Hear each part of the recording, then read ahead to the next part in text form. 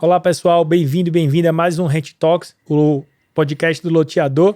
Hoje a gente está recebendo aqui o Alexandre Sardinha, que não gosta de ser chamado de Alexandre, só de Sardinha, né, Sardinha? Sardinha é nome de guerra, hein? Nome de guerra, obrigado por estar aqui. Eu também estou do meu lado aqui pelo terceiro episódio hoje, não sei se está na ordem aqui do lançamento, né, mas estou com o Cléo aqui, que é CRO da Rent, que a gente abriu uma pesquisa no podcast passado para saber se vocês querem que o Cléo continue aqui como co-host. Votem, por favor. Votem. Então, se falar sim, ele fica. Se falar não, ele sai. A gente pode também ter um substituto pro Cléo se o Cléo não estiver agradando vocês. Então avisem aqui a gente, viu, Sardinha? O problema é se ele não aparecer nos próximos, já o pessoal vai saber o resultado da pesquisa. O problema é o CRO gastar a verba de marketing da gente para se autopromover o próprio episódio. Né? Não, sendo bom o episódio, por que não, né? Então aí, se você não votou ainda, vai nos comentários e fala, o Cléo é bom, o Cléo é ruim. Então ajuda a gente aí.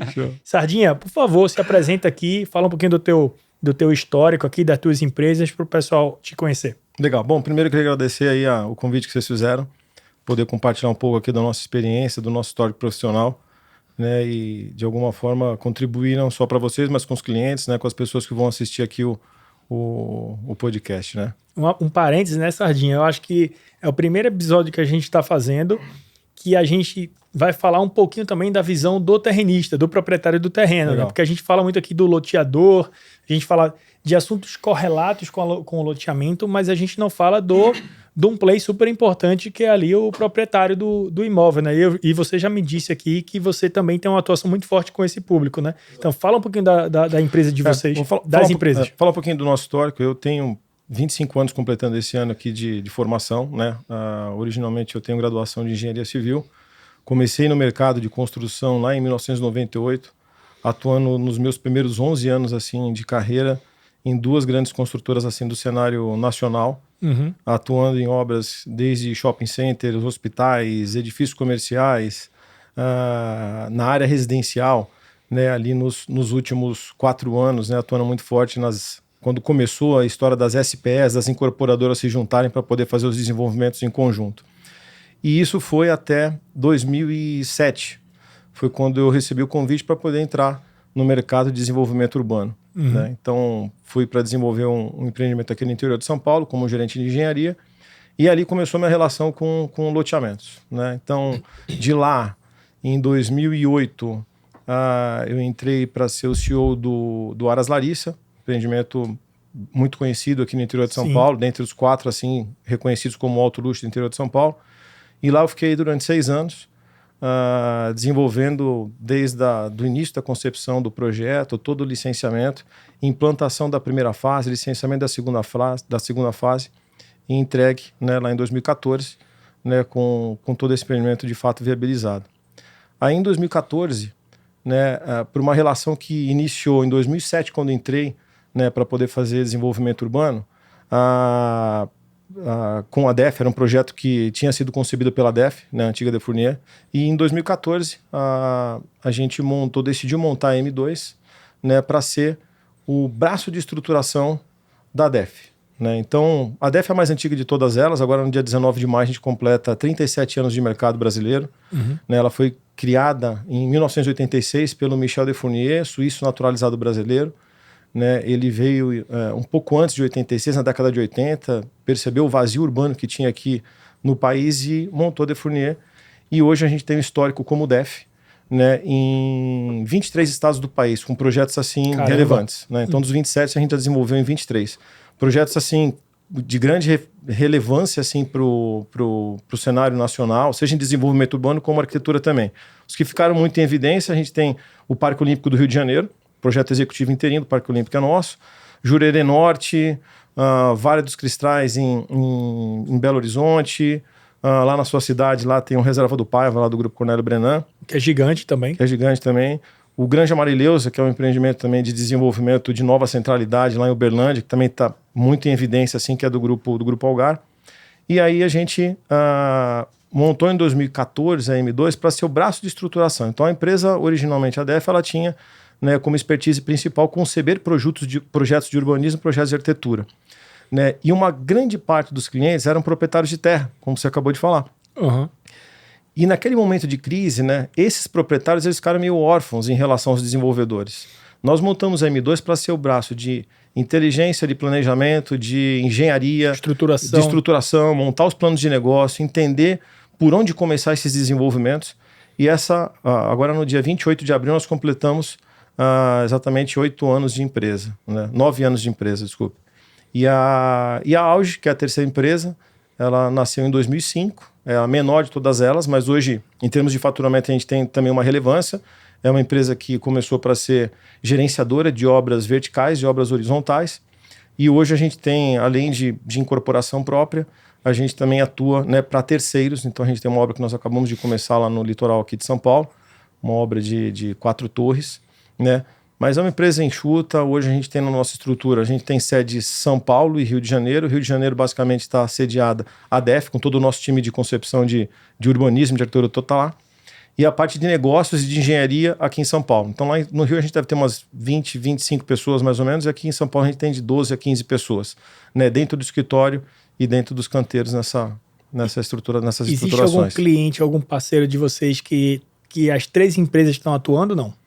Esse do litoral de Ubatuba. Esse é até um case interessante, que nós entramos lá para fazer o projeto executivo. Nós entramos esse lá gosta de vocês, hein? Hã? Esse gosta de vocês. É interessante, porque nós entramos lá para ser a projeto executivo de arquitetura e a estruturação, né, e a gestão de todos os projetos complementares, na parte da engenharia pela M2. Né? E depois acabou que ele conheceu uma obra que a gente estava executando, essa incorporação nossa, e virou, né, o terceiro contrato, né, também então a gente brinca, tá vendo? Barba, cabelo e bigode, é projeto, coordenação, gestão e a construção também. Começamos agora, mês passado. Deixa eu tentar fazer aqui para ficar fácil para quem está assistindo. Vou tentar dividir cada empresa aqui e você vai me falando se a gente tá certo. Tá. Então, na DEF, a gente está falando aqui de mais urbanismo, né, de um pouco de ali, arquitetura, etc. Quem é o cliente que contrata a DEF? É o incorporador, o loteador? Ou é um proprietário de imóvel? Quem é o cliente da DEF? A gente em geral.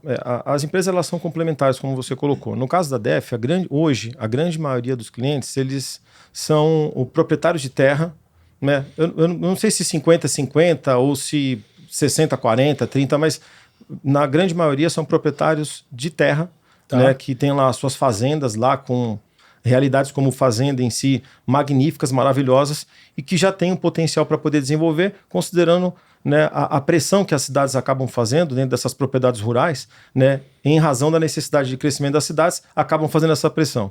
Esses proprietários, quando estão ali antenados e acompanhando esse movimento, eles se antecipam a isso e contratam esses estudos que a gente, depois eu vou explicar um pouco da metodologia que a gente aplica, tá, mas eles contratam esses estudos para poder entender o potencial e a vocação dessas áreas, tá? Então, na maioria, são proprietários, loteadores não é assim tão grande, mas desenvolvedores sim. Tá. Aí tem uma diferença entre loteadores e desenvolvedores. A gente brinca que desenvolvedores, quando a gente fala de novas centralidades, novos bairros, né? O master developer é aquele que coloca o boné de prefeito daquela nova centralidade. O loteamento, ele pode ser um dos produtos que tem, sim, dentro dessa nova centralidade, né? Então, ele tem mais perfil de loteador do que um incorporador, por exemplo. Mas, nesse, sim, caso, ele é o player que faz a relação B2B numa operação de desenvolvimento de uma nova centralidade, né? E o loteador é um que pode estar dentro desse contexto. Ele pode ser essa empresa e pode também ser somente um stakeholder dentro de um projeto. Exato. Né? Para fazer somente a parte do loteamento. Exato. Legal. Aí vamos lá para a M2, tá? Vamos lá. Você, na M2 é o conceito mais de estruturação, né? De desenvolvimento, etc. E quem é que contrata geralmente vocês? É o mesmo perfil de cliente ou não? É o mesmo, Léo, pelo seguinte, né? Aí é um pouco do meu DNA de engenharia, né? O meu sócio, Charbo, ele é arquiteto urbanista e eu sou engenheiro civil, né? E a gente brinca lá internamente que no final do dia, o mercado de real estate, as nossas profissões em si, a gente vive daquilo que a gente realiza, não daquilo que a gente projeta. Uhum. Né? E o realizar está muito enraizado, né, na profissão da engenharia civil. Né? Ainda mais eu que vim do mercado de construção, né, construção com contratos, né, firmados a partir da hora que você tem que começar a cravar a primeira estaca. Então a gente vive daquilo que a gente realiza.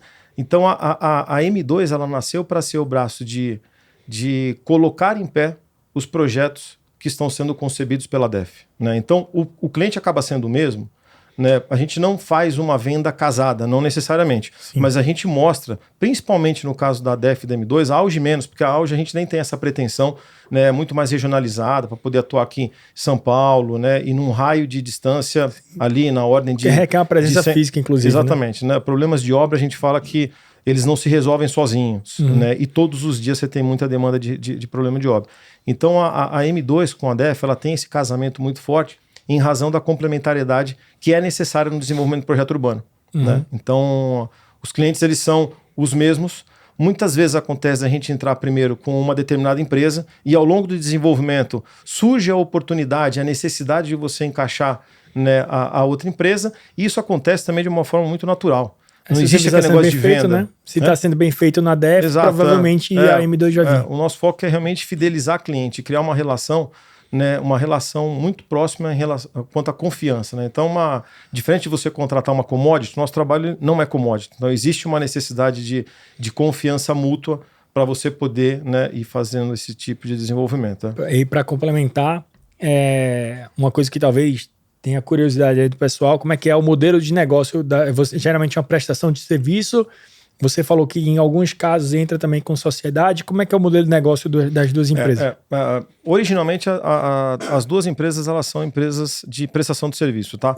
A DEF 100% é prestação de serviço, tá? Então a gente envia, né, a gente quando entende uma demanda, muitas vezes o cliente, quando ele chega com uma propriedade, ele não sabe o que ele quer fazer nela. Aí mais à frente eu vou explicar a metodologia, mas ele não sabe o que ele vai fazer, né? E com essa demanda, a gente monta uma concepção de projeto, né? A gente monta, na verdade, um escopo de trabalho que muitas vezes não é aquilo que ele tinha solicitado, mas a nossa interpretação, né, para aquela propriedade.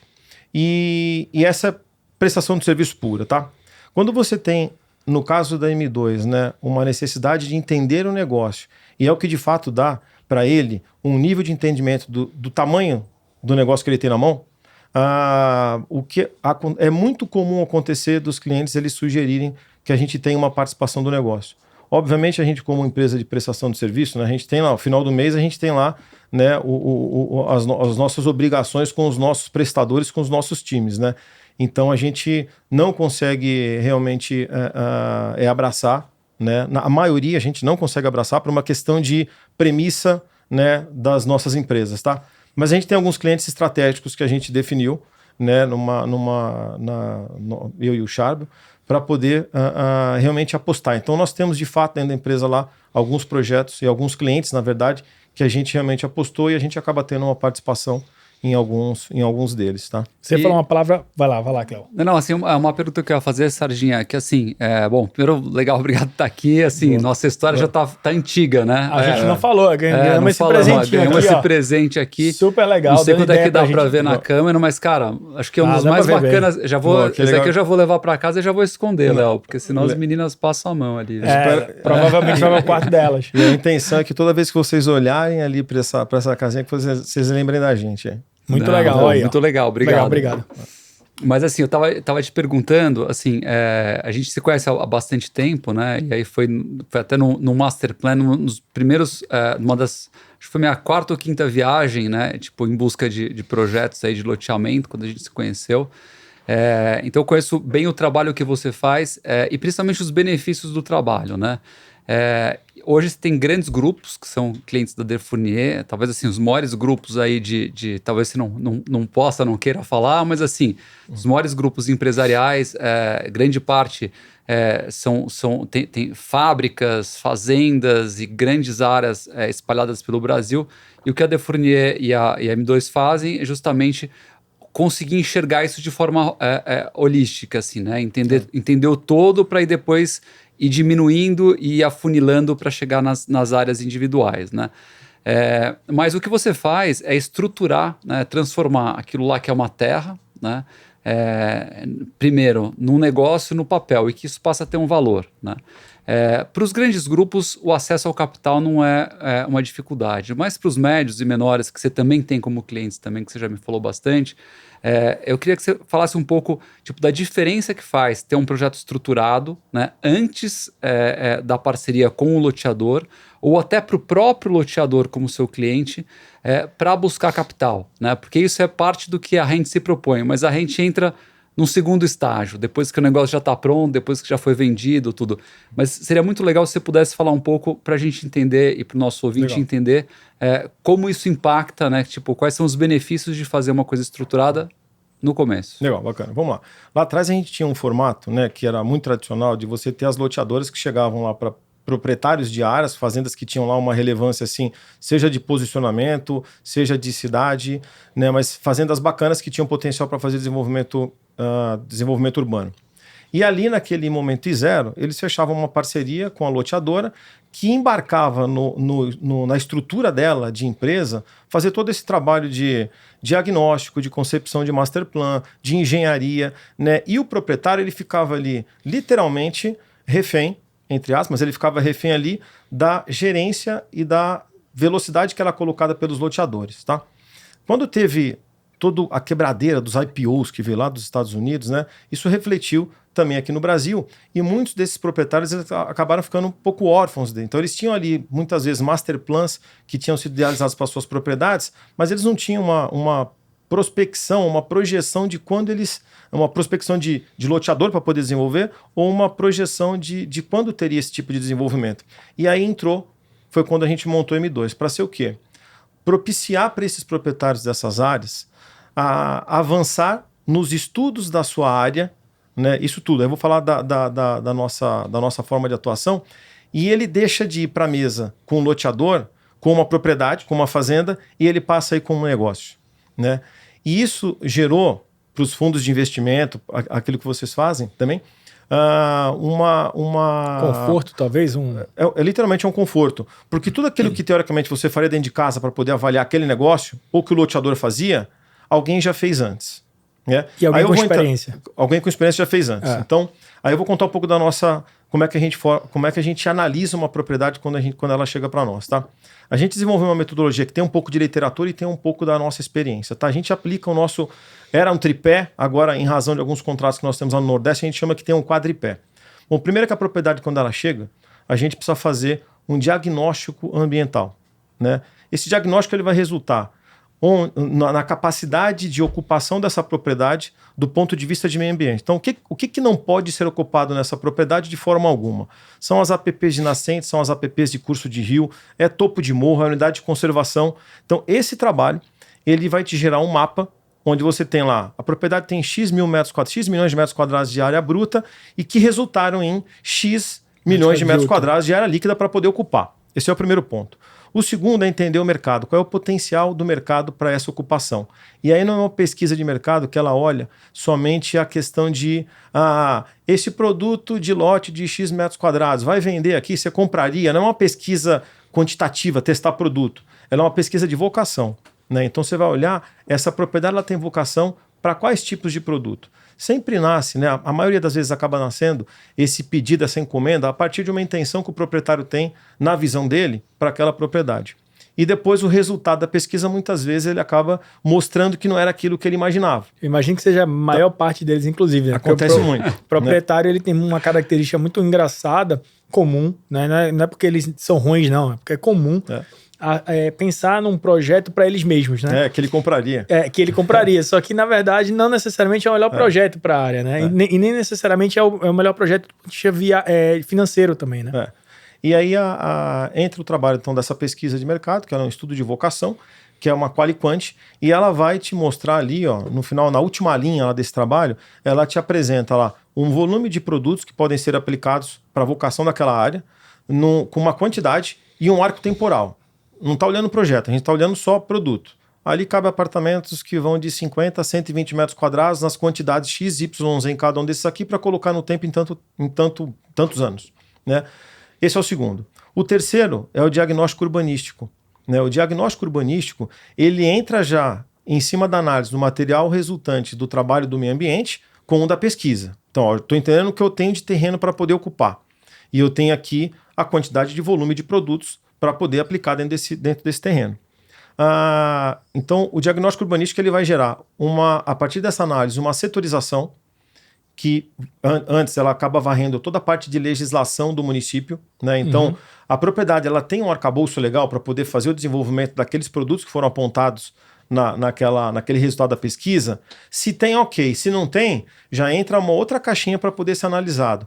Do ponto de vista técnico, é possível chegar no município e propor alterações no plano diretor a partir dessa análise que é técnica? Nós não estamos falando aqui, o proprietário quer fazer um desenvolvimento. Não é. É uma análise técnica, ciência de pesquisa, ciência ambiental e a questão da ocupação.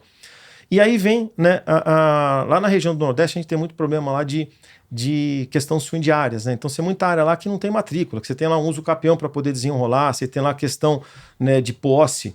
E aí é o quadripé que eu comentei. Então, entra a questão jurídica também para poder entender se os problemas que tem nessa propriedade são fáceis de resolver ou eles podem demandar muitos anos que você esquece, agora não tem o que fazer. Resolve primeiro essa etapa e depois... Isso também, ele acaba gerando a gente fala que muitas vezes a gente é um noticiador da má notícia para o proprietário. E se fosse um loteador dando essa notícia, ele vai, esse cara tá maluco, ele não sabe o que ele tá falando. A gente é contratado para dar também a má notícia. O diagnóstico resultou nesse e nesse cenário, né? E a partir agora vem lá, a partir desse quadriplé, entra a M2 para poder fazer o plano de negócio, que a gente chama que é o estudo de qualidade de investimento. A gente não usa muito o termo de viabilidade, a gente estava conversando no almoço, né? Porque o projeto ele pode ser viável para o Léo, mas pode não ser viável para o Cléo. Então a gente faz o estudo de qualidade de investimento, trazendo um entendimento desses 4 players aqui, arco temporal que vem da pesquisa, arco temporal que vem da questão fundiária, uma setorização que vem do trabalho direto da DEF, para poder colocar qual o resultado dos produtos que ela conseguiu aplicar naquele master plan, e você sai com um desenho que aí sim o proprietário, ele a partir dali, ele consegue ter uma ferramenta para poder entender o que ele tem na mão, o que a propriedade dele tem para oferecer do ponto de vista de desenvolvimento urbano imobiliário. A gente fala que a propriedade ela vale aquilo que você pode colocar em cima dela. Então, muitos chegam aqui, eu não quero X milhões na minha fazenda, ela vale tanto. Depende. O resultado desse trabalho, ele mostra aqui, do ponto de vista urbano imobiliário, o potencial da sua área, ele é esse daqui. Isso também alinha um pouco essas expectativas. E quando você tem isso feito, né, uma vez concluído esse diagnóstico, o proprietário, ele sabe o que ele tem na mão. Vamos lá. Agora, a partir daqui, ele quer buscar um loteador, quer buscar um master developer, já entendendo o que ele tem, ou ele quer dar o próximo passo? Né? Então, não, eu quero avançar a próxima etapa. Qual que é a próxima etapa? Master plan. Avançou a próxima etapa? Retroalimenta de novo o plano de negócio. E aí você vai criando sensibilidade. Cada step que ele topa subir, ele ganha sensibilidade e automaticamente ele avançou numa etapa, né, que teoricamente o loteador, o master developer faria. Né? E se ele está avançando, ele traz para ele um poder de negociação muito maior se ele não quiser se posicionar, por exemplo, numa posição de desenvolvedor. Né? Esse trabalho, ele acaba... Eu vou falando aqui direto, vocês não pararem. Tá achando ótimo. Né? Esse trabalho, ele muitas vezes, uma das etapas do plano de negócio, a gente apresenta quais os players que têm, né, perfil para poder atuar naquele projeto. Então, muitas vezes a gente mostra lá, o terreneiro tem, obviamente, porque ele é dono da terra. Mas aqui você tem um negócio para o master developer, aqui você tem um negócio para o loteador, aqui você tem um negócio para o incorporador horizontal de casas, sim, você tem um negócio para incorporador vertical e você tem aqui para um operador de hotelaria. Perfeito. A gente analisa, né, no nosso plano de negócio e a gente mostra isso para o proprietário. Né? Eu estou falando proprietário aqui que é a maioria dos clientes, né? Mas para o proprietário a gente mostra a conta não só dele, a gente mostra a conta de todo mundo. Porque não adianta ele achar que, eu vou torcer aqui na permuta desse produto, na permuta daquele produto, porque no final do dia o projeto ele só sai do papel se for um bom negócio. Para todo mundo. Para todo mundo estar envolvido. Não, é muito legal isso que você faz, Sardinha, inclusive porque assim, você traz para o proprietário também a capacidade de negociar e de trazer os players que têm mais perfil para o negócio, né? Então assim, porque uma coisa que você falou, né? No imobiliário cabe aquilo, mas não basta querer, né? Não basta ele simplesmente querer desenvolver sozinho e não ter o time, não ter perna para fazer, não ter bolso. E aí você atrai, e seja o loteador, seja o desenvolvedor, né, interessado no projeto, também acaba sendo um desenvolvedor mais qualificado, que sabe também qual que é a sua margem, qual que é o seu produto que ele consegue desenvolver naquela área, né? Acho você alinha muito bem as partes, né? No final das contas, eu acho que você ajuda a melhorar, inclusive, a negociação para ser mais rápida, né? Porque você não fica aquela discussão que você estava falando, né? De briga de permuta, do que vai ser construído ali. O incorporador, ele já pega o loteador, o incorporador, ele já recebe um master plan muito pensado, às vezes até melhor pensado do que ele, talvez, e ele vai fazer o papel dele, que é tirar aquilo do papel, de efetivamente executar. Do ponto de vista do proprietário, que talvez é o cara que tem menos conhecimento imobiliário dentro dessa relação, ele também tem um conforto bizarro de bom, né? Porque ele fala, puta, isso aqui, eu sei o potencial, eu sei o que eu preciso fazer, eu sei como negociar, eu sei quais são os limites que eu tenho que negociar dentro do negócio. E, eventualmente, um proprietário de terra, ele também, às vezes, é um herdeiro que tem irmãos ali envolvidos. Então, tudo aquilo ali fica claro para a família e não fica aquela discussão de... Sem dúvida. Uma discussão de inventário, né? Não, essa terra aqui vale 10 milhões. Aí o outro fala, não, isso aqui vale 30. Não, mas aqui vale 100 milhões. E aí não, você já meio que nivela o conhecimento para todo mundo. Né? Matemática é a ciência exata, né? Não tem para onde escapar. Esse material aqui, ele vai dar subsídio para poder falar, aqui vale tanto porque tá aqui, tá comprovado. Não adianta achar que ela vale, é o que eu falei, né? Propriedade vale aquilo que você pode colocar em cima dela. É isso que eu repeti, essa frase é muito legal. A propriedade, ela vale o que você pode botar em cima dela. Então, muitas vezes o cara fala isso aqui vale 27 milhões essa terra. Tá, baseado em quê? Eu escutei isso um dia desse. Eu falei 27 milhões porque recentemente alguém chegou para mim e mandou uma área. E a área era bem pequena, assim, não era tão perto da cidade e tal. Aí o cara, manda o KMZ que eu vou te indicar loteadores da região que tem um interesse e tal. O cara mandou, não, a minha área aqui vale 27 milhões. Aí eu fiz um cálculo rápido assim, cara, se isso aqui virar um loteamento, eu acho que nem VGV vai ter 27 milhões de VGV. Como é que vale 27 milhões? Assim, não vale. Isso é legal, né? Que termina nivelando a expectativa de todo mundo. É engraçado, né? Quer dizer, tem muita coisa, às vezes você está negociando uma área, e aí o proprietário fala, pô, mas o metro quadrado vale... Mas peraí, amigão, tem soja plantada aí, né? Ainda é que tá, né? Aí tem soja, cara, o bairro não tem nada aqui do lado, mas o metro quadrado... Cara, mas que metro quadrado, entendeu? Tipo, até virar, né? Se consolidar como um imóvel mesmo. Você ainda tá vendendo como é que tá, amigo. Não exatamente. E até agora que você falou, agora tem uma coincidência, porque o nome da M2 é M2, né? É de metro quadrado. Não, então a lógica é transformar, né, hectare, transformar a propriedade fazenda em metro quadrado. Sardinha, você falou de aprovação de projeto. Eu acho que é um tema que dói no coração do loteador, do incorporador de forma geral, quando fala essa palavra aprovação. Eu acho que se a gente for falar dos grandes problemas do loteador, tem alguns que a gente atua via rente aqui, gestão de carteira, funding, né, é um grande problema, mas a aprovação de projeto é um negócio que dificilmente você terceiriza. Vocês chegam a executar algum processo de aprovação ou vocês orientam para que o proprietário incorporador vai? Como é que funciona a parte de aprovação especificamente? A gente faz, tá? Eu vou explicar como a gente faz. Diferente de um processo de uma incorporação vertical, a legislação de horizontais de loteamentos no Brasil, você tem uma lei federal, né, que ela é única para todo o Brasil, mas o Brasil você tem vários Brasis dentro do mesmo Brasil. E ela tem diferentes formas de você aplicar, né, em cada região do Brasil. Cada cidade é uma regra diferente. Cada cidade é uma regra diferente. A lei municipal é uma, a lei estadual é outra e a lei federal é a mesma. E onde que mora, né, o problema? Diferente da incorporação, onde você tem lá 4.591, que você sabe onde começa, onde termina e o prazo estimado para você aprovar um projeto de incorporação. Muito mais regulado. Né? No loteamento, né, no desenvolvimento urbano, não existe regra, não tem cartilha. Né? Em cada região é uma região. E aí vem a questão da experiência. Então hoje a gente tem, né, como eu comentei, projetos elaborados em 23 estados. Hoje, projetos ativos, nós estamos em 8 estados. E cada um deles tem uma particularidade. Né? E desses 8, hoje nós estamos em 4 ou 5 em etapas de licenciamento, que nós fazemos a grande maioria da gestão dos licenciamentos. Tá? E essa gestão, ela vai desde coordenar todo o trabalho de time técnico de engenharia, meio ambiente, jurídico, né, até relacionamento com os municípios, com cartório, com secretarias, com prefeitura, muitas delas, né, nem arcabouço legal para você fazer uma ocupação existe.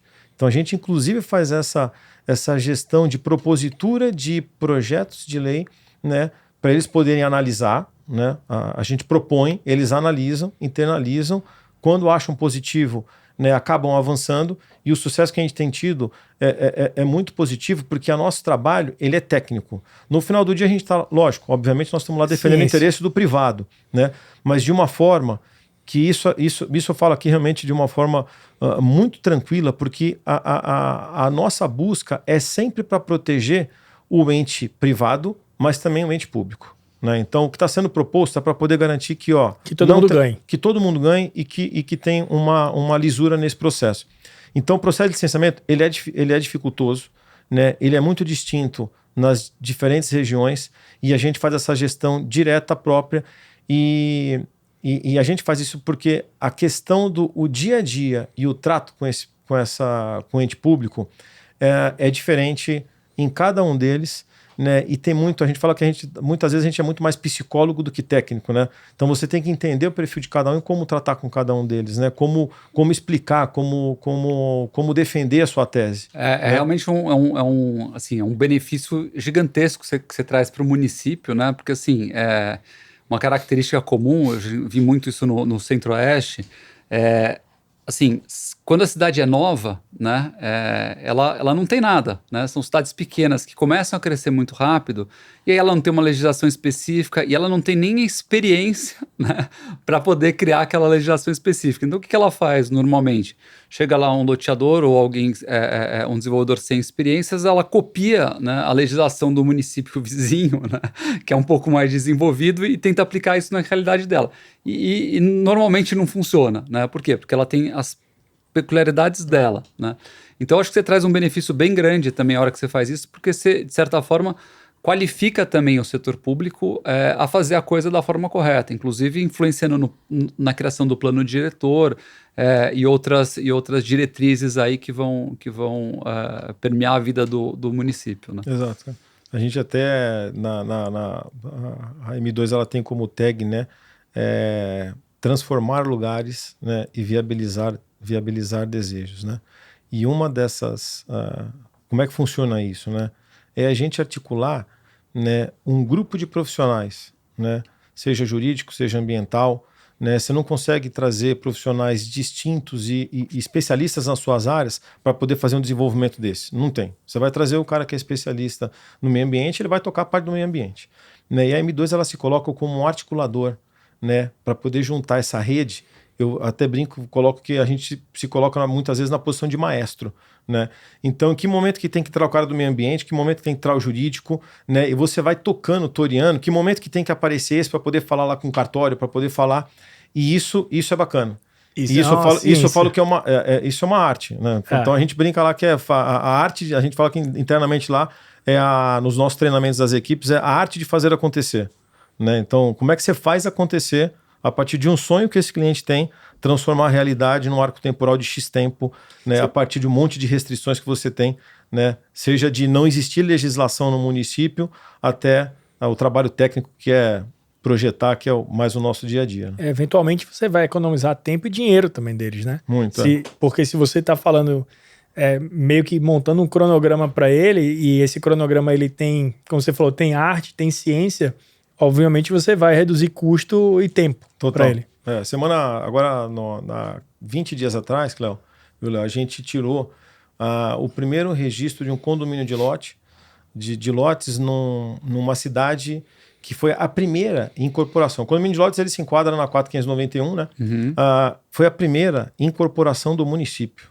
O município nunca tinha feito uma, né? Então, esse trabalho de passagem de conhecimento também para o ente público é uma coisa que acaba acontecendo, porque de fato ele não tem essa experiência e acaba utilizando o nosso trabalho para poder ajudar eles primeiro a entenderem e a fazerem da forma correta, né? Tá.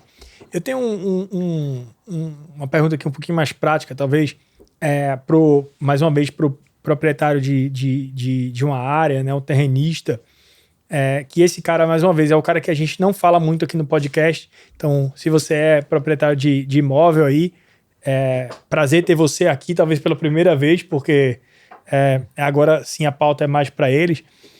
Imagina que o cara tem uma área grande ali, e às vezes, muitas vezes está enrolado em inventário, né, porque geralmente é herdeiro que está tentando resolver alguma coisa, etc. E ele quer fazer alguma coisa. Ele procura vocês em que momento, como é que funciona esse processo. Eu sei que eu vi você falando aí como é que funciona o processo de vocês, mas para um proprietário de imóvel especificamente, como é que é fazer isso? E muitas vezes esse cara não é um cara que tem, talvez até fale uma coisa ruim para você, mas você me fala, você responde como quiser. Mas esse cara às vezes não tem recurso para pagar uma consultoria, um processo para ir para um master plan. Tem alguma coisa mais light para ele fazer e pensar e depois ele ir avançando com o projeto ou não? Tem sim. Inclusive essa etapa que eu comentei do tripé, que é no nível de diagnóstico, a gente, lá de 2016 para 2017, a gente enfrentava uma barreira muito grande de enviar propostas para proprietários de área e a gente não perdia para ninguém, mas simplesmente ele não fazia. Porque era um trabalho, quando você vai mostrar um master plan, ele é um trabalho caro. Né? Ele é um trabalho que imagino isso. A gente brinca que ele é muito para quem está pagando e é pouco para quem está recebendo. Exatamente. Né? Mas é um trabalho relativamente caro. E a gente começou a idealizar de que forma a gente poderia dar esse suporte, esse entendimento, ainda num nível de diagnóstico, para ele poder contratar, né? E ter essa resposta que você colocou agora.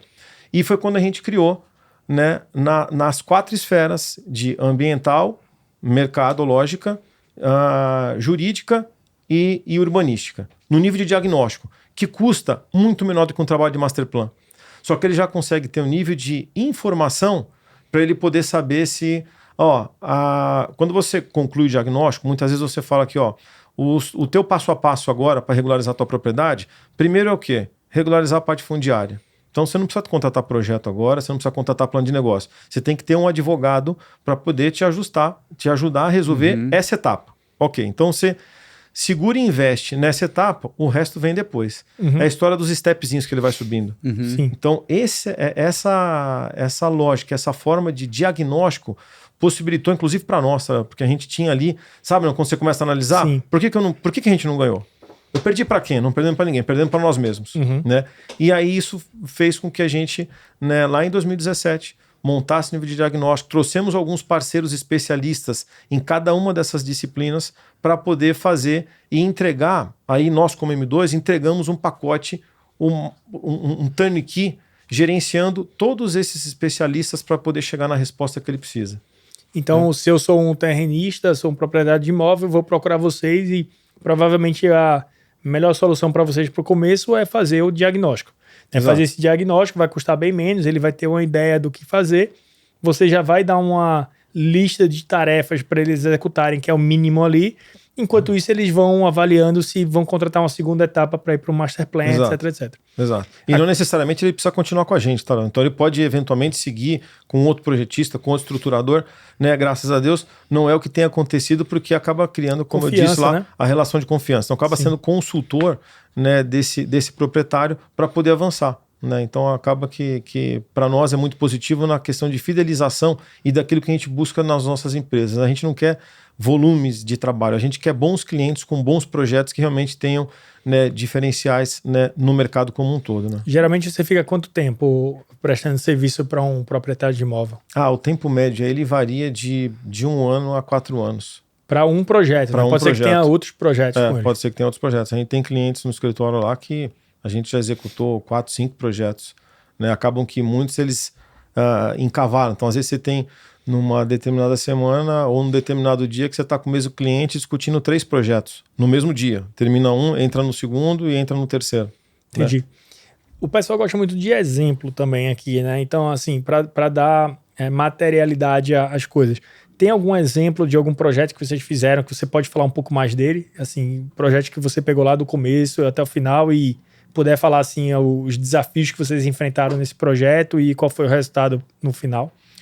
Eu vou falar de um aqui que ele é um pouco diferente. Hoje dá para falar porque é público, já foi colocado, né, na mídia, foi divulgado. Ele ainda está numa fase embrionária de licenciamento, mas foi um trabalho que a gente fez aqui grande, né, para um shopping center aqui de São Paulo. Só não vou citar o nome do shopping, mas um shopping que ele tem 4 âncoras, né, de desenvolvimento, 4 âncoras de negócio, né, e com um saldo de propriedade absurdo para poder fazer desenvolvimento imobiliário, né? Esse trabalho ele nasceu na concepção, passando pelo tripé que a gente conversou, né? Então ele passou por toda essa análise, resultou no desenvolvimento de um master plan, posteriormente num plano de negócio, e é um desenvolvimento para acontecer para mais de 15 anos. E agora acabou de sair, né, hoje está em processo de licenciamento de uma primeira etapa desse licenciamento, e talvez eu acho que vai ser um dos grandes projetos no estado de São Paulo, né, de uma intervenção urbana, porque é uma região que está extremamente desenvolvida, já tem um movimento lá de aproximadamente 120 mil pessoas por dia que passam pelo empreendimento. E esse é um projeto que vai nos dar muito orgulho. Não vou falar qual que é o shopping, mas logo vocês vão saber. Mas todo mundo já imagina, assim, né? Que tem uma ideiazinha do mercado imobiliário, acompanha mais ou menos ali e tal, já Nosso público acompanha bastante. Exatamente. A maioria já sabe. Fica a dica aí, dá uma pesquisada aí que já dá para saber o que é, mais ou menos. Depois coloca lá no site da DEF e da M2 e vai como nossos parceiros, nossos projetos. Aí a pessoa entra lá e... A gente tem outro projeto que a gente fez agora no Ceará, que foi um projeto também bastante desafiador. Foram 4 anos de trabalho bastante pesado, né, naquilo que eu comentei, desde você chegar numa propriedade no meio do nada, quase 30 quilômetros afastado do asfalto, e você conseguir, né, de fato tirar ele do papel com todo esse arcabouço legal criado, né? Então foi idealizado, foi feito todo esse relacionamento com a prefeitura, né, e hoje a gente chegou, depois de 4 anos, né, com ele 100% licenciado de uma primeira fase, que tem uma questão relevante, né? Quando a gente fala de projetos assim de desenvolvimento urbano de longo prazo, a gente defende que o sucesso de uma primeira fase é o que vai determinar o sucesso de todo empreendimento. Sem dúvida. Né? Então tem que ser muito assertivo em todas as etapas desse licenciamento, né? E isso vai desde a concepção até a questão do marketing de venda, né? Então como é que você passa essa percepção de qualidade, né, e de desejo nas pessoas a partir de um lugar que não é óbvio, que não é evidente. E então você fazer isso com cuidado e fazer isso com todo o zelo, né, da parte do projeto até a parte do licenciamento, é o que vai determinar e é o que agrega valor no restante da propriedade, né? Então, o não sucesso de uma primeira fase, ele pode enterrar o seu negócio e a tua fazenda, aquilo que você imaginava de valuation para aquela propriedade não acontecer. E a própria marca, né? A própria marca do desenvolvedor lá que está fazendo. Tá? Exato, a própria marca. Assim, que eu possa falar, assim, hoje seriam esses dois. Né? Hoje a gente tem, né, como eu disse, né, são em 4 ou 5 estados processo de licenciamento. É bem provável que ao final desse ano aqui a gente tenha alguns cases interessantes para poder mostrar para... Essa contaminação, né, da área de volta de forma positiva, né? O Léo que tem umas palavras em inglês, é o que o americano chama do spillover, né? Uhum. Quer dizer, que faz com que aquela região toda em volta seja contaminada de forma positiva ali pelo primeiro, por aquela âncora, né? Exato. É que a pesquisa muitas vezes, né, quando você olha o resultado de uma pesquisa, muitas vezes ela te traz a informação daquela demanda que ela atende, né? E a demanda induzida, ela não aparece. Porque você não dá para dizer que você quer uma coisa que ela não existe ainda. Né? É um pouco do... Você nem sabe o que quer ainda. É um pouco do iPhone, né? Se você fosse perguntar para as pessoas lá atrás, antes disso aqui existir, que você ia oferecer para elas um telefone que não teria tecla. Tá maluco? Como é que não vai ter tecla? Né? Então, você ser eficiente numa primeira fase e realmente produzir um produto, entregar um produto, né, que você idealizou com toda a qualidade, as pessoas passam, agora eu sei o que é. Né? Então, essa demanda não apareceu na pesquisa lá atrás. Ela passou a existir a partir do momento da entrega. Né? E vocês chegam a conseguir fazer esse tipo de análise? Tem um projeto agora que eu lembrei aqui que eu posso falar para vocês, que é o Grande Amarileusa, que é lá em Uberlândia, comentei aqui no início. Esse é um case que virou realmente um case de sucesso para a nova centralidade no Brasil. Né, que é do Grupo Algar, uma fazenda de 6 milhões de metros quadrados.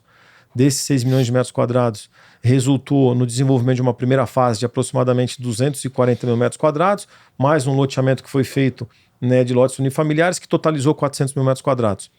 E isso aconteceu. Hoje, se você olhar, esse projeto nasceu em 2011, se eu não estiver errado, 2011 para 2012, né, tem quase acho que quase 10 anos. Se você olhar no Google hoje, do zero, e olhar o que tem hoje lá nessa nova centralidade, já tem desde prédios, condomínios de casas, tem lá já 3 condomínios, acho que está no quarto, se eu não me engano, Alphaville, né?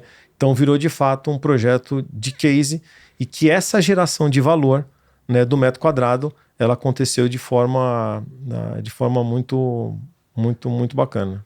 Ô Sardinha, você falou de um projeto, não especificou o nome, mas que às vezes uma fazenda mais distante da cidade, né? Que ali vai virar um novo centro, né?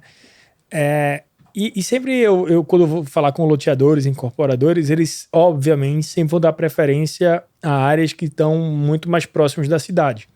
Aí você falou que em Fortaleza, lembrei agora, em Fortaleza você disse que tinha 30 quilômetros de distância para a estrada. Como é que são essas áreas que são, assim, distantes ou muito distantes dos centros? Não tem nada perto, não tem acesso, não tem serviço, não tem histórico de nenhum empreendimento. Como é que você consegue fazer um projeto de vocês ali dar certo? A gente, na nossa metodologia... Desculpa, tem muito incorporador, só complementando, e tem muito terrenista, proprietário, que se vê nessa situação, né? Eu tenho uma área muito distante do centro urbano, mas eu quero fazer algum projeto imobiliário, mas está muito longe ainda. Né? Como é que vocês lidam com isso? A nossa abordagem, ela passa por uma matriz que tem 4 steps aqui quando a gente vai olhar uma propriedade. Tá? A primeira é a localização dela, né? Na verdade é o tamanho da propriedade. Então, essa propriedade ela é um tamanho é uma propriedade de 200 mil metros quadrados ou de 5 milhões de metros quadrados. Então ela entra numa escala para poder checar tamanho da propriedade. Tá. Segundo, localização. Ela é uma área totalmente afastada de uma via estruturante. Ela está colada numa via estruturante. Ela está na divisa de um centro, né, de um centro urbano, mais desenvolvido, né, ou ela está inserida dentro de uma propriedade, dentro de um centro urbano. E a última é o uso dessa propriedade. Né? A malha qual é o tamanho do município? Está inserida no município São Paulo ou ela está em Sinop? Então o tamanho do município é relevante para o projeto. Você falar de um projeto XYZ com tantas unidades no interior de São Paulo, num raio de distância de 100 km é uma coisa. Você falar lá no centro-oeste, né, Cleo, que a gente conheceu bastante. Você colocar lá um loteamento, uma nova centralidade para uma cidade que ela tem 20 mil habitantes, 30 mil habitantes, é outra relação. E o último, né, nessa abordagem é a questão do uso. A vocação da propriedade é para um produto único, é para uma nova centralidade de múltiplos usos. Quando a gente varre essas quatro etapas aqui do projeto, a gente conclui, né, aquilo que você tem de potencial para poder olhar e saber se pode ou não pode chegar num bom desenvolvimento ou num bom aproveitamento daquela propriedade. Então essa que eu dei de exemplo aqui dos 30 quilômetros, ela é um projeto totalmente diferenciado, que ela não tem nada a ver com desenvolvimento urbano padrão, segunda moradia, é uma outra finalidade que faz sentido, por conta disso, ela fazia sentido ser desenvolvida, né, a partir dessa premissa, com todas as dificuldades de acesso, de distância, de localização. Entendi. Você ia falar alguma coisa? E o mais legal assim, é que nunca é óbvio, né? Então, assim, isso sempre parte de um estudo, né? Aí, quando a área é mais distante, Léo, aí fica mais difícil ainda, né, você chutar, né? O próprio proprietário da área falar, não, mas eu acho que aqui deveria ser um hotel fazenda. Não, peraí, né? Então, isso que você comentou, quer dizer, da análise da micro-região, das áreas de influência, né? Assim, a gente não só tem hoje no Brasil assim, muitos municípios que começam a influenciar o outro nos movimentos centrífugos, centrípedos ali, como a gente também tem muito dado sobre isso, né? Você sabe, se o cara saiu de o movimento pendular que ele fez para outro, se ele viaja e aí você consegue criar o produto a partir das análises também desses dados estatísticos, né? Acontece, por exemplo, de você fazer o desenvolvimento de algum projeto ali, pensar no começo, e ter que mudar ele muito por conta de mudança de legislação, oscilação de mercado. Já aconteceu de vocês mudarem muito algum projeto? Aconteceu. Assim, com os nossos, eu me lembro talvez de um que tenha acontecido. Mas o que mais aconteceu lá, Léo, foi da gente receber projetos que vieram concebidos por outros escritórios, por outras empresas, né, e que não tiveram aderência né, na captação de recurso, né? A gente tem um exemplo emblemático, também não vou falar aqui o nome, mas lá no estado do Rio de Janeiro, mas emblemático, né, um master plan que foi concebido para embarcar 1 milhão de habitantes, né, numa cidade ancorada por um determinado equipamento, que com o sucesso desse equipamento ela chegaria, né, no máximo em 113 mil habitantes. Então, e o master plan idealizado para 1 milhão de habitantes, né? Então não teve aderência. Esse cliente ele chegou lá no escritório, né, para poder entender, ó, por que eu não estou tendo aderência naquilo que eu concebi. Planejei. Aí a gente propôs para ele, a nossa forma de trabalhar é essa daqui. Você topa entrar aqui né? Nós vamos refazer. A gente refez 100% do projeto. 100% do projeto, incluindo desde da concepção até o plano de negócio interim. Né? Tá. Então.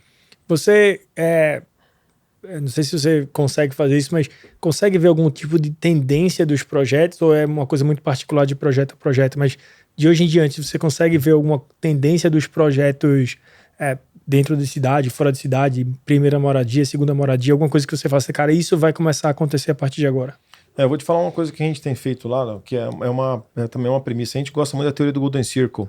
Vocês devem conhecer. Então a gente defende que projetos eles não podem nascer somente por uma questão de demanda imobiliária, né? Então, uma coisa é você conceber um projeto a partir de uma necessidade habitacional. Aí você vai fazer estacionamento de lote, que a gente chama. Chega lá, tem demanda lá, faz lá que vai vender. Isso é uma coisa. A gente acredita muito em conceber projetos que tenham porquê. Isso é o que move as nossas 3 empresas, sabe? É entregar realmente projetos que tenham relevância, não somente para quem está concebendo, mas que ele tenha relevância para as pessoas que vão estar comprando.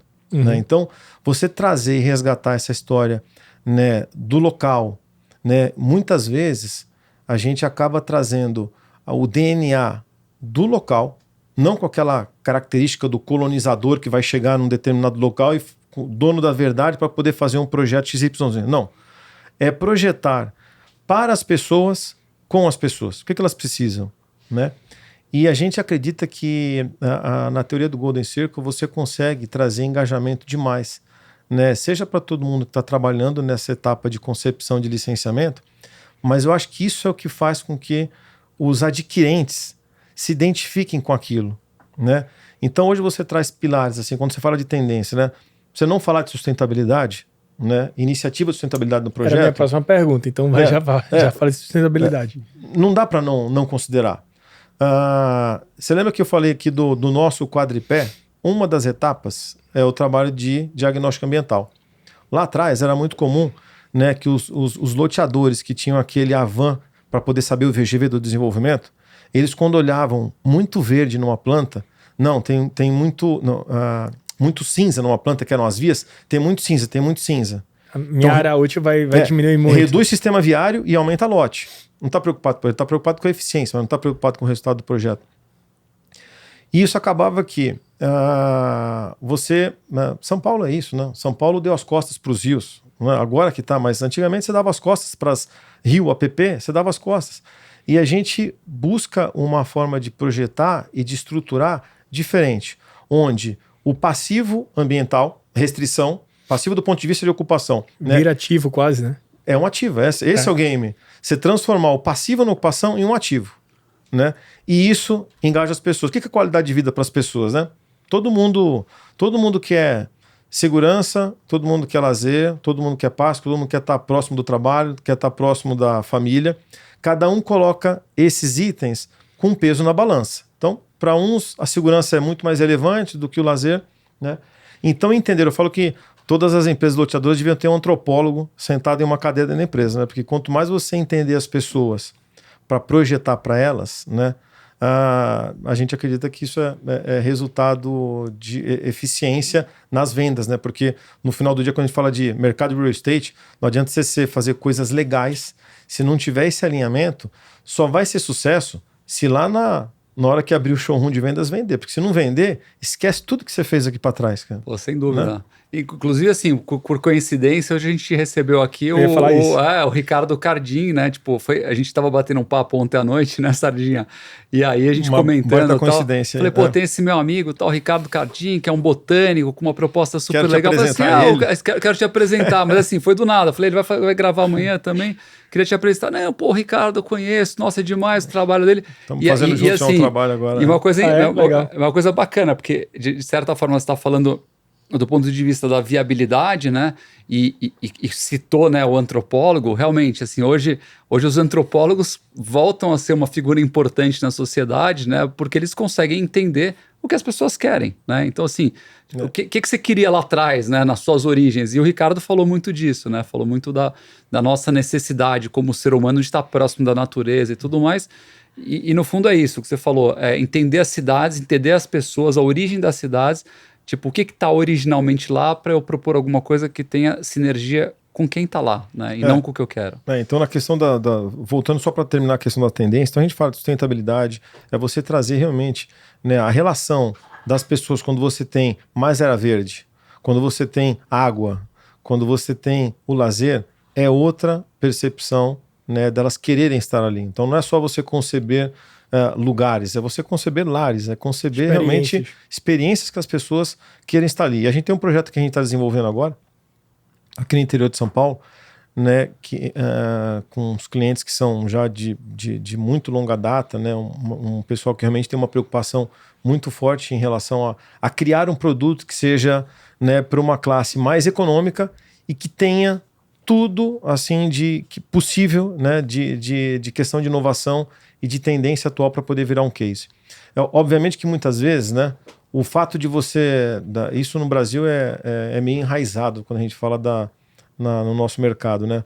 Porque muitas vezes a ideologia ela acaba esbarrando na falta de funding para poder viabilizar. Então, quer dizer, não, isso aqui a conta não vai fechar, então tira. Né? Então, muitas vezes a ideologia ela é traída em razão de não conseguir ser subsidiado, né, com o preço final lá de venda. Né? E a gente acredita muito de onde buscar, né, essa percepção de valor do público comprador e fazer viabilizar. Na engenharia a gente diz que na engenharia tudo pode, né? Tudo custa, né? Tudo pode.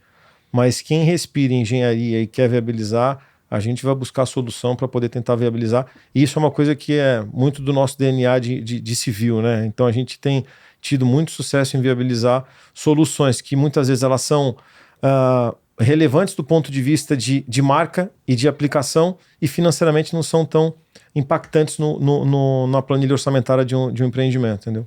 Sustentabilidade é um conceito, inclusive, bem amplo, né? Porque quando a gente fala sustentabilidade, é comum que a gente pense em áreas verdes, né, de lazer, etc. Mas também tem uma questão de sustentabilidade do ponto de vista sustentável, né? Daquilo ali se permanecer perene e evoluir com a própria evolução da cidade. A gente entrevistou o Eduardo Scopel, da Scopel, e aí ele comentou isso, que, cara, não adianta eu fazer um empreendimento que eu faça uma via única ali, sabendo que um dia aquela cidade vai crescer e aquilo ali vai virar um ponto de gargalo de trânsito muito grande. Então, eu prefiro ganhar menos, mas eu pensar do ponto de vista urbanístico, né, que aquilo ali vai crescer e que não vai ser um impedimento ou um problema para as pessoas que vão morar ali. Então, sustentabilidade envolve também energia, né?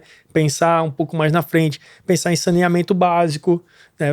Afinal de contas, hoje, muita gente faz ali de qualquer forma e aquilo ali vai virar um problema para a cidade. Você falou do rios aqui em São Paulo, é porque em algum momento não foi pensado de forma sustentável. Literalmente. Hoje o custo de correção de problemas passados, né, de gestões passadas, está aí. Graças a Deus estão conseguindo, tá fazendo um excelente trabalho aqui no Rio. Você passa, antigamente, quando eu morava aqui, impressionante, cara, eu saía daqui pela Marginal, eu chegava lá em Alphaville, o cheiro ninguém aguentava. Hoje em dia não tem mais isso. Hoje em dia você tem até, lá Pinheiros, por exemplo, tem até a ciclovia lá que você consegue utilizar ela, né, assim... Mas é um problema histórico, de fato, né? E hoje você pode trazer reuso de água, né? Hoje você tem o mercado livre de energia. Exatamente. Que é uma coisa que não necessariamente você precisa ter a sua geração de placas, né, fotovoltaicas dentro do empreendimento. Você pode realmente fechar um contrato, né? E essa energia, né? Aí é documento que está sendo trocado, mas de fato em algum lugar está sendo gerada essa energia. Vincular o seu CPF, tipo, a uma outra conta do seu escritório, da sua outra casa de campo, enfim, né? Tipo, recebe o crédito aqui, ele coloca, paga ali. É mais ou menos isso daí. Então você tem, além das Smart Cities, né? Então você tem também como trazer tecnologia.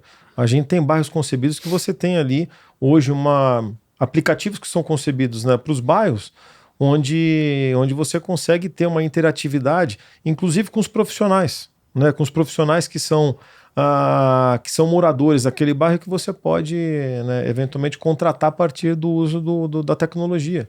Né? Então, muito legal.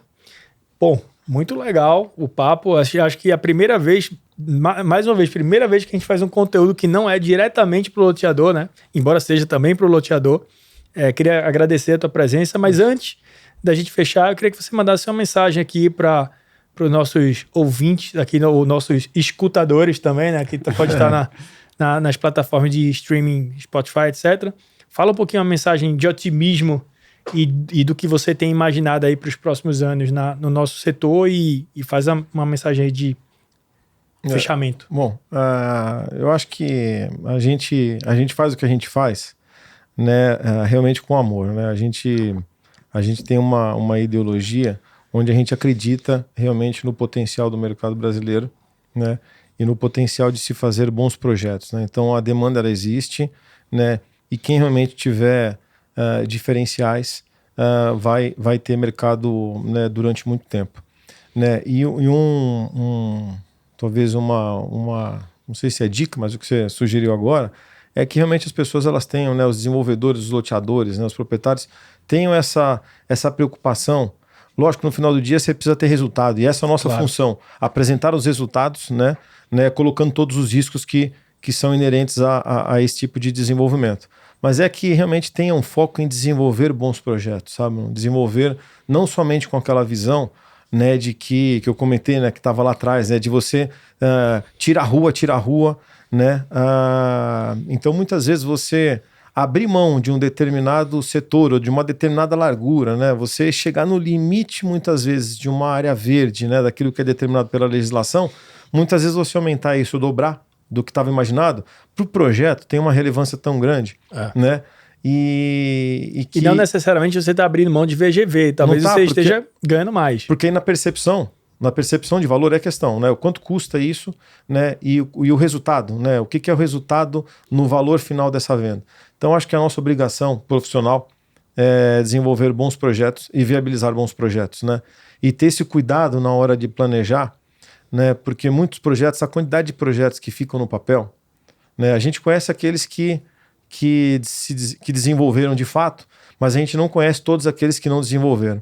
E muitas vezes os que não avançaram, né, não avançaram muitas vezes por falta de cuidado, por falta de planejamento e por falta talvez de uma idealização correta para aquela propriedade. Uma boa intenção também, né? Obrigado pela presença aqui, foi um prazer grande te conhecer e bater um papo. Léo. Cléo, mais uma vez, obrigado aqui por dividir Léo, comigo. Obrigado, Sardinha, foi excelente. Obrigado Valeu, mais Sardinha. uma vez do papo, hein, cara. E se você ainda não se inscreveu aqui nas nossas redes sociais, LinkedIn, Instagram, YouTube, Spotify, Deezer, Apple Podcast, faça isso para que você seja notificado nos próximos episódios que a gente gravar, nos conteúdos que a gente gerar. Mande perguntas, mande comentários aqui para a gente também, é sempre um prazer ver. E se tiver querendo falar com a gente aqui na Rente, www.rente.com.br. Se quiser falar com você, como é que o cara consegue, Sardinha? Vamos lá, hoje para nós o mais fácil é o telefone celular. A gente acho que nem tem telefone fixo no escritório, que é mais fácil, né? Mas o site das empresas é www.defprojetos.com. Da M2 é www.m2, escrito por extenso, m2.com. E se quiser o seu telefone, pede pra gente aqui nas nossas redes sociais, para não botar teu telefone aqui ao vivo e ter problemas relacionados a LGPD e etc.